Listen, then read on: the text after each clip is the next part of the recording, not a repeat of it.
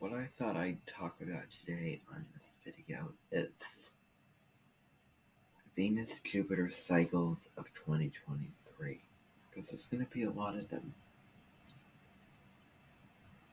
If I had to pick down a couple really important events happening in 2023, one of them would be Jupiter's movement to Taurus, and another interesting one would be the Venus retrograde in the summertime of 2023. Those are two. Those aren't my favorites. Those aren't the most important. But I'm picking these things out just in case they don't get put on the back burner and get neglected. Now, if we look at certain things going on, we're going to be having Jupiter enter Aries December 20th and last all the way up until May 16th, when it will enter Taurus until May 24th, 2024. Venus is a personal planet, and because it's a personal planet, it's one of the inner planets, and it moves faster, more rapidly, covers multiple signs, over 2 signs in a year. Venus is due for her retrograde next summer. It's going to enter shadow on June 19th. It's going to station retrograde on July 22nd. And right around September 3rd, it's going to station direct again. And Venus is going to be in Leo. Throughout that entire time period, we will be evaluating our love. Is it true love from our hearts? Do we really mean it? Are we loving with genuine affection?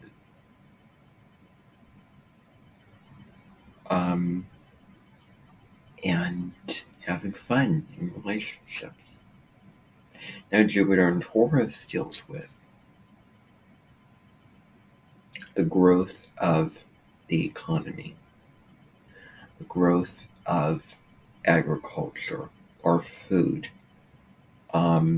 understanding our values better, deepening our connection to the earth. When we enjoy the moment and go slow and steady, we get lucky. That's Jupiter in Taurus.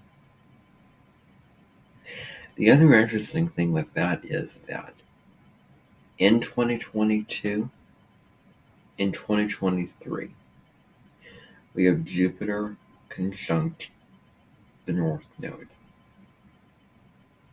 This occurs a couple times within the year. This relates to positive, forward, upward movement in terms of our destiny and the direction that we need to be heading. And there's so many opportunities, there's so many good fortune, good luck, and rewards that comes from the expansion of Jupiter and Taurus. In 2024, we have Jupiter conjunct Uranus. And this is all about freedom, really looking at freedom and truth. Those are two very important terms. Freedom can be found in the truth by acknowledging how things are and moving out of anything that ties you down.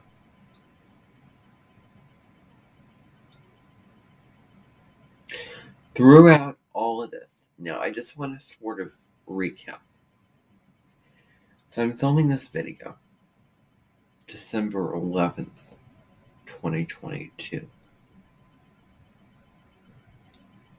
And, the date that I'm actually sitting here is December 12th. Last year, Venus would have been in shadow in Capricorn. It's now in Capricorn. It deals with a quality life, quality relationship. The best and most stable and long-lasting relationship can be found when Venus in Capricorn makes her move. But she would station on December 19th and go retrograde. If anyone wants to go out and buy any jewels or anything fancy, pick flowers out of a garden, those flowers were then transformed into monstrous vines that would attack and consume whoever picks a flower. Because Venus retrograde is not the time to go buy expensive material things, and on her stationing time.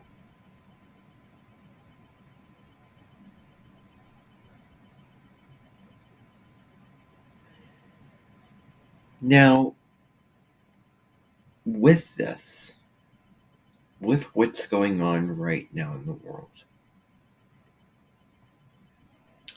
we have to talk about Uranus now. Uranus moved into Taurus 2018. It's going to stay there until around 2026, 2027. So about 8 to 7 years, Uranus is in sign. Uranus and Taurus, recall, deals with innovation of the physical, advancement and revolution of agriculture, food, the economy, a redefining and a shake-up when it comes to what's really important to us, our physical needs, our values. That's what it's about.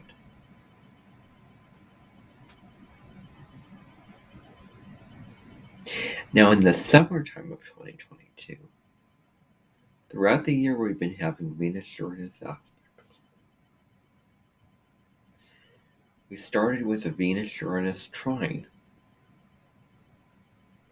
Then after the trine we got the square, the sextile, the non-aspect, the conjunction with Venus and Uranus and Taurus, and I have a little short video about that. And other aspects. The combination now of Venus and Uranus is revolution and freedom in relationships, sudden endings, sudden changes, revolutions, flashes of insight, rebellion in relationships, fun as well. And the combination of Venus and Jupiter is positivity in one word. Positivity. Venus and Jupiter are both bright lights, both benefic energies. But we know the thing about bright lights, they attract bugs.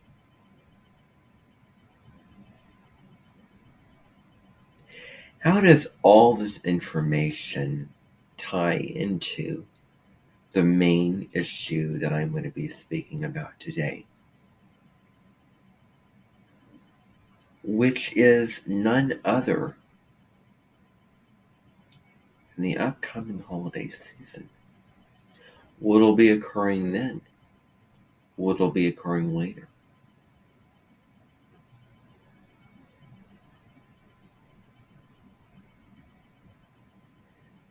When you have Uranus and Jupiter, you have truth. And you have sudden changes in truth.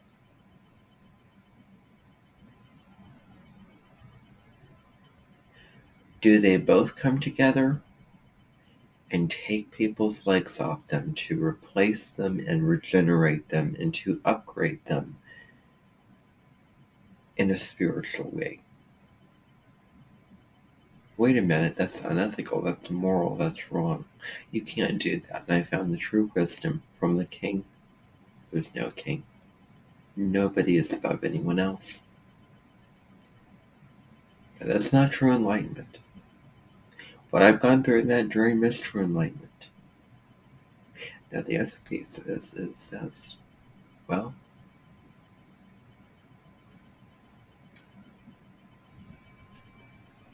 I want to sort of go off what I spoke about the other day. Jupiter grows. Uranus frees up. Have you been limited?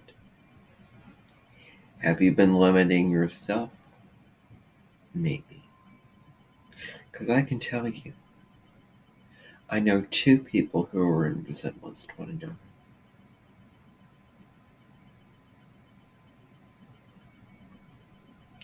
Both of them speak in a very similar way. Sophisticated, well-spoken, considerate, yet powerful, yet snaky way. But one lives a bigger life than the other. Where one chooses to teach in a low-grade school, which is a community college, it doesn't offer too many things. Who, this person convinces himself, oh, I'm so grateful to be working here. This is so special. I come here every day and it's just fun for me. And preaching all these profound statements and saying all these things. Well, what's true underneath that? Is it true that if you really are feeling the feelings that you do, are you small-minded? Are you small-spirited? I'm pretty sure that that's a yes. Now to take this other person, he is doing some things. Putting himself out there on a YouTube channel, acting in films. So many things.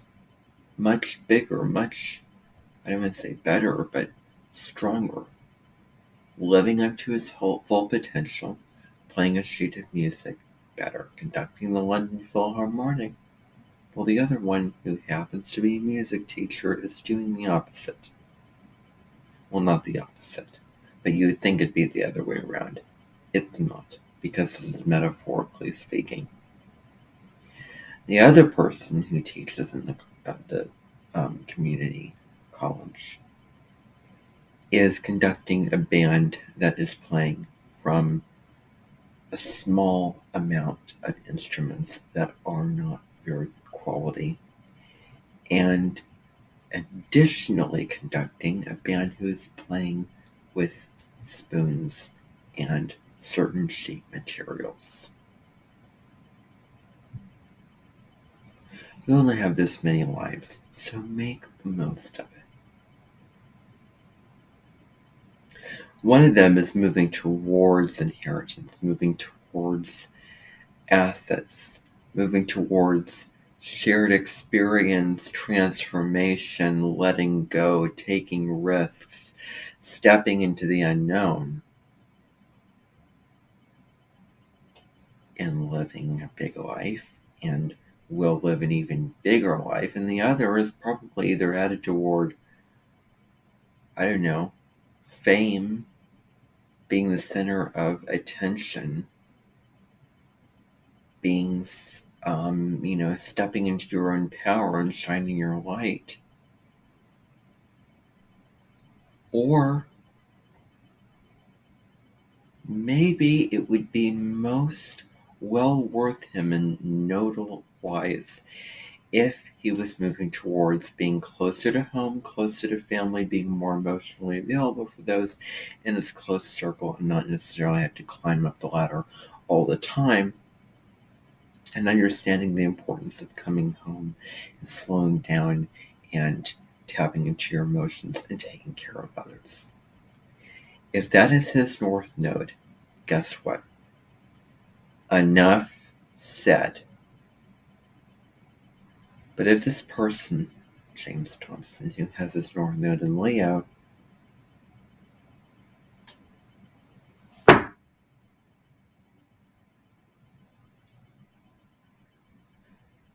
if I was the judge, if I were to let him into the pearly gates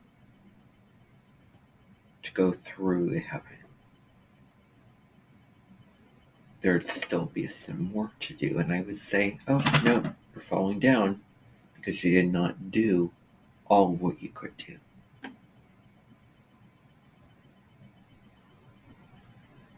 Open up, expand, get out, and be someone greater than you are. I mean, if anyone has a stellar singing voice, that's that. Guess what? Put yourself out there. Make a name for yourself. Put yourself on Spotify and all those places. Great albums. Make them available. There's another resemblance of somebody who is on SNL. That's a great way to put yourself out there on that kind of a thing. Wonderful. So there are these certain resemblances, and some of them are living small lives, others are living bigger lives. However, I just named to you certain people who happen to live out their lives more fully.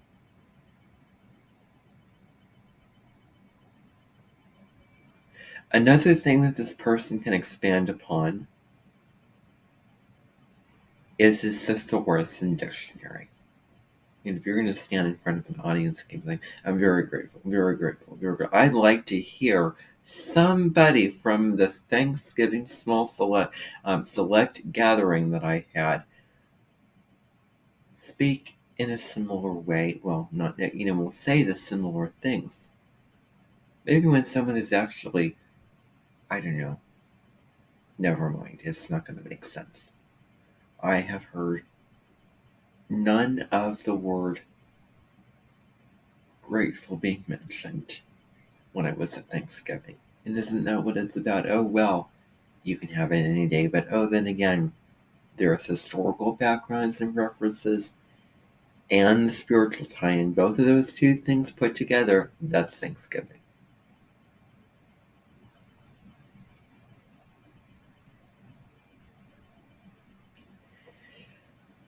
And so then we have,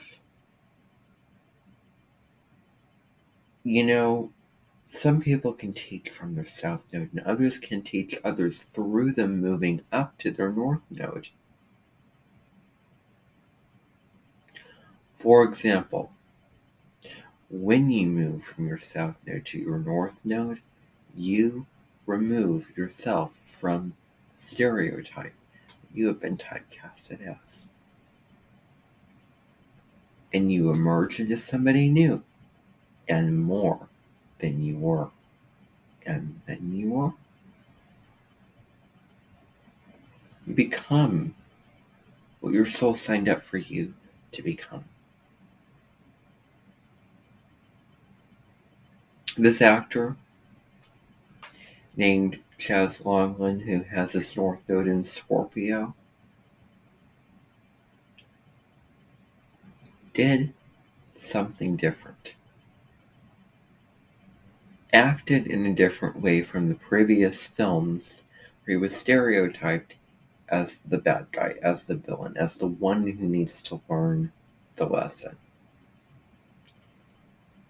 And you take the stereotype that you would place on certain personalities. Oh, this person talks like a snake, bad person. That is a very general, very small-minded stereotype, and it just makes sense because that person was put in roles where he was the bad guy. But then in the film where he was the good guy, the lesson for somebody else in the film was, guess what? Don't read, don't judge a book by its cover. Just because of the money, just because of the personality, just because of all the attributes that you may see as bad and wrong, does not mean that that person is bad, not right for your daughter, mean, a gold digger in relationship.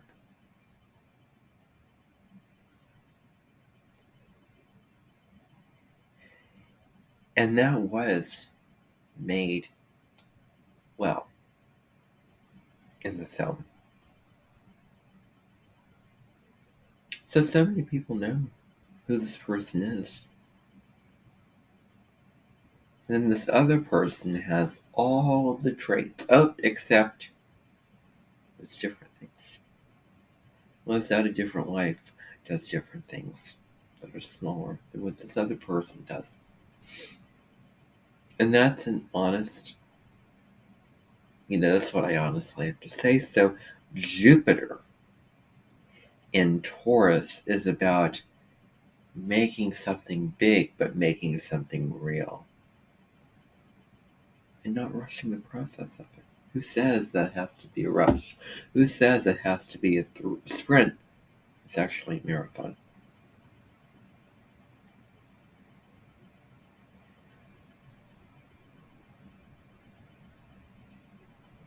Those are really my notes on this subject.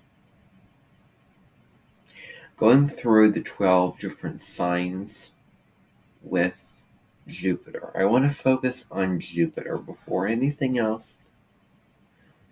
Let's talk about Jupiter. Let's go through all the houses with Jupiter. Starting with the first house. Taurus rising. This means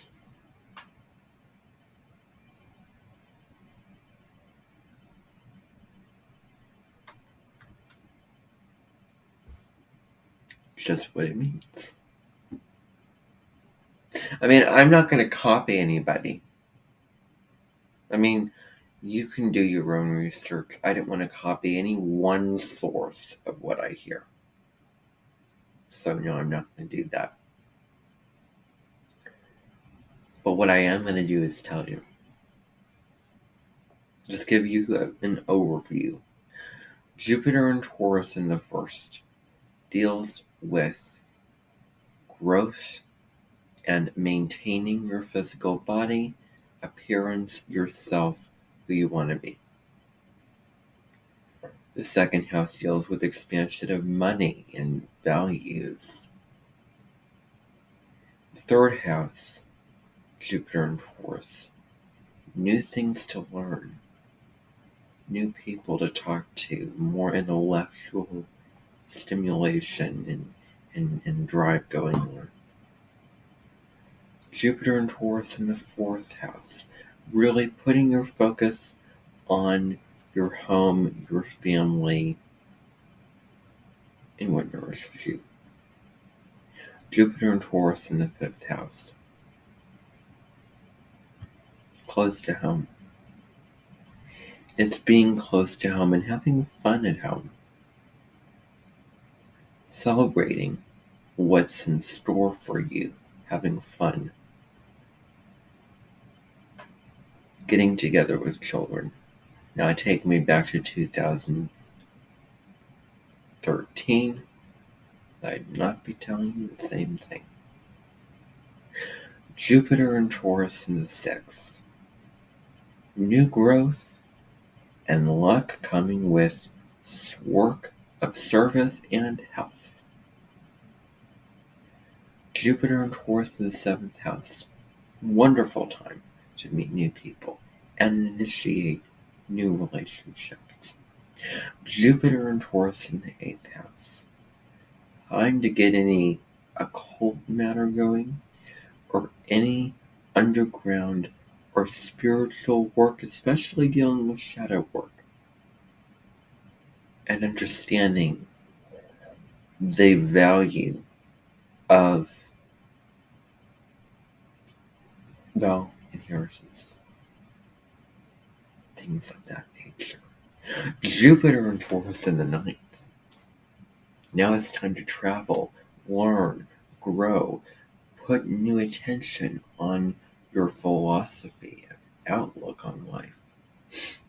Jupiter and Taurus in the 10th. New opportunities when it comes to your status and career. Jupiter and Taurus in the 11th. What do you dream? What do you aspire to do?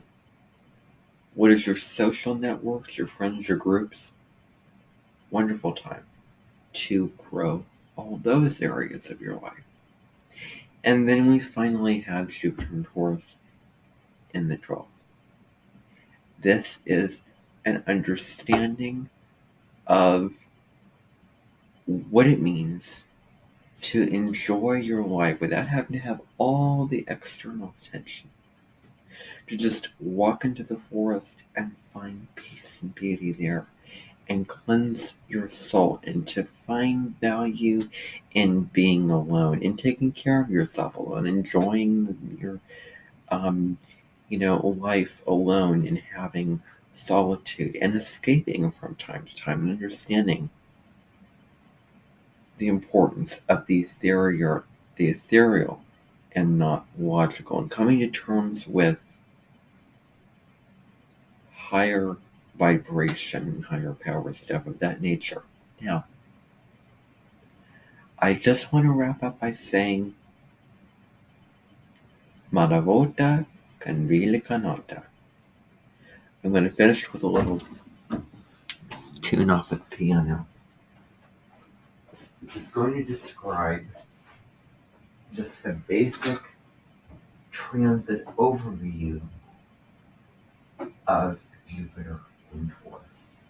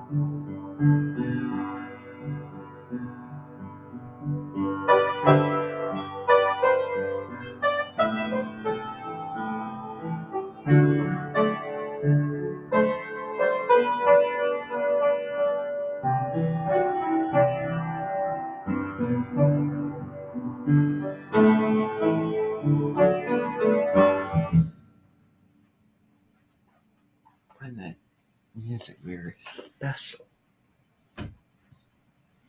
And I'm sure that would be for so many people as well. Thank you for tuning in. Bye for now.